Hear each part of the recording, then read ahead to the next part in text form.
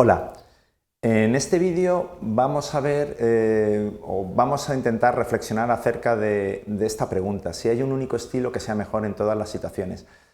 No sé si llegaremos a tener una respuesta o si vosotros llegaréis a tener una respuesta a esta pregunta. Lo que sí que me gustaría es daros elementos de juicio para que toméis posición y vayáis poco a poco definiendo si creéis que hay un único estilo que os servirá para cualquier situación ante cualquier persona, o si el estilo de liderazgo que deberéis mostrar depende de las personas o la situación a la que os enfrentéis.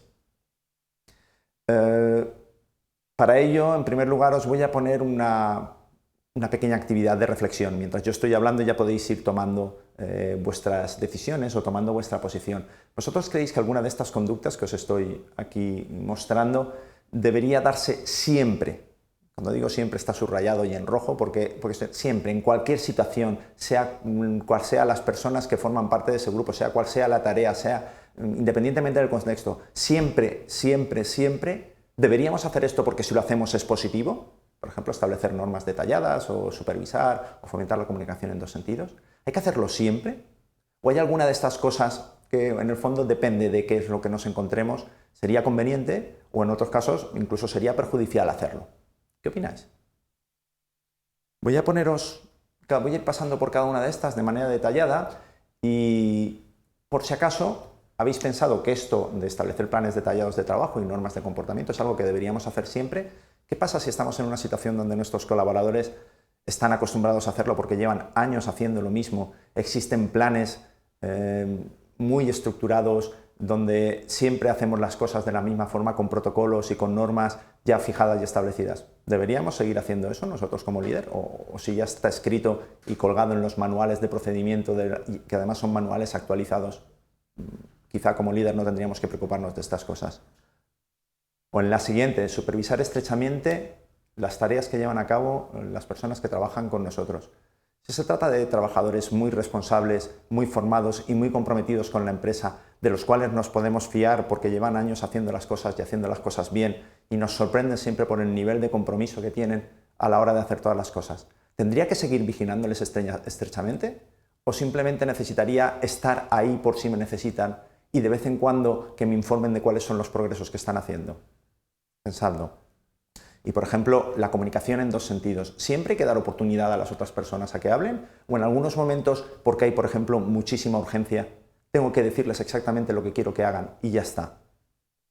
O en las situaciones donde las personas aprovechan el momento que les das para hablar, lo que hacen es crear mal ambiente en el grupo, porque son situaciones tensas y dedican la oportunidad que les das para comentar sus opiniones a atacar a sus compañeros o a intentar venderte una moto intentando no asumir las responsabilidades que tienen que asumir. Si todo esto lo haces en momentos donde tienes mucha prisa o mucha urgencia, es bueno que tengas oportunidad. ¿Vosotros qué opináis? Decidme lo que habéis entendido. ¿Hay que hacerlo siempre? ¿Qué creéis? ¿O tenemos que aprovechar siempre las ideas de nuestros subordinados? Y si no tienen suficiente formación para entender cuál es el problema, o si no les hemos dado suficiente información para que comprendan cuál es el problema y puedan aportar ideas que son interesantes. ¿Qué pasa en el caso de que nuestros subordinados tienen como agendas ocultas y lo que están persiguiendo son objetivos diferentes a los que perseguimos como grupo, o son los objetivos prioritarios del grupo? ¿Tendríamos que aprovechar sus ideas, que probablemente nos alejen del objetivo fundamental para el cual estamos trabajando? ¿Y qué pasa en el caso de que tengamos colaboradores que les da lo mismo saber por qué tomo yo las decisiones? Que su opinión es: a mí dime lo que tengo que hacer y dímelo cuanto antes para que yo pueda hacerlo y acabar mi trabajo lo más pronto posible, irme a mi casa y hacer las cosas que a mí me interesan, porque a mí en el fondo este trabajo lo necesito para vivir, pero tampoco me interesa, me seduce, ni me apetece que me vayas contando por qué hacer las cosas. ¿No eres el jefe? Decide. ¿Para qué me tienes que contar por qué tengo que...? ¿Os habéis enfrentado alguna vez a una situación así? ¿Creéis que puede existir alguna vez una situación así donde esto probablemente no sea necesario? ¿Y qué pasa si estáis en empresas donde tengáis un entorno muy estable, con unos protocolos estrictos, donde no se puedan hacer modificaciones, quizá por motivos de seguridad? ¿Tiene sentido incitar a las personas a ver las cosas desde otro punto de vista? No lo sé, quizá en toda la visión que os he estado dando, si os fijáis, siempre he estado poniéndome en la posición de esto no es necesario. Probablemente podría hacer argumentos para decir esto siempre es necesario. Pero lo que quiero es equilibrar y que a la hora de tomar vuestras decisiones podáis valorar, por un lado, lo que vosotros pensabais y que quizá caigáis en la cuenta en cosas que quizá no habéis pensado al principio. ¿Siempre hay que hacer estas cosas? ¿Creéis que es correcto que alguna de estas cosas se haga siempre, siempre, en todo momento? ¿O van a depender de la situación? ¿Van a depender de las personas a las cuales estéis intentando influir en su conducta? Bueno, pues reflexiones como estas han dado lugar a modelos de liderazgo contingentes o situacionales, que intentaban explicar cuáles eran las conductas o estilos de liderazgo más adecuados en cada una de las situaciones. Os adelanto que bueno, hasta los años 1960, más o menos, se pensaba que había un único estilo de liderazgo que era el más adecuado para cada situación. También es cierto que desde el principio de los tiempos hasta 1960, cuál era ese estilo ha ido cambiando. En principio se pensaban que eran estilos más autoritarios, los que eran ideales y los que mejor funcionaban. Luego se buscaron estilos que eran un poquito más participativos, pero en el fondo, durante todo este periodo se consideraba que el éxito del líder dependía de elegir el estilo que era el adecuado para todas las situaciones.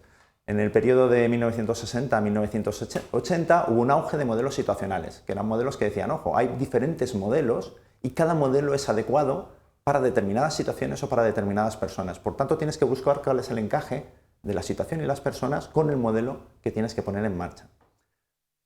Como todo esto tiene un efecto péndulo, entre 1980 y 1985 apareció un resurgir de los modelos universales. Es decir, existe un único modelo que es el mejor para todos. Es aquel donde la persona líder es Superman o Superwoman y es capaz de hacerlo todo y hacerlo todo en todas las circunstancias y siempre desarrolla todos los comportamientos del líder ideal. Y aparecían parrillas donde el líder ideal era el líder que tenía un comportamiento 9-9, es decir, top en las dos dimensiones que se había considerado que podía reflejar todas las conductas de liderazgo.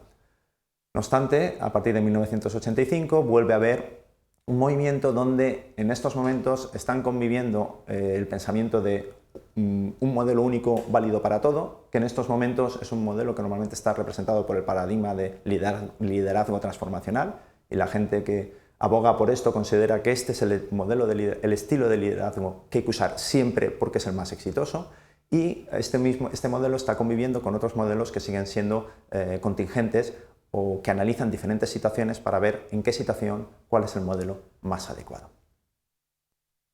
Creo que en estos momentos seréis capaces, o por lo menos tendréis más elementos de juicios para decidir cuál es vuestra posición acerca de si hay un único estilo que sirve para todas las situaciones o el estilo debería adaptarse a las situaciones o las personas en las cuales queremos ejercer el liderazgo, y al mismo tiempo espero que hayáis ido descubriendo que existen una serie de variables que tienen que ver con las personas que forman el grupo o colaboran con el líder o con las tareas o el contexto en el que se desarrollan las tareas que podrían influir o no, dependiendo de la respuesta que le hayáis dado a la primera pregunta, en cuál debería ser la conducta más adecuada del líder.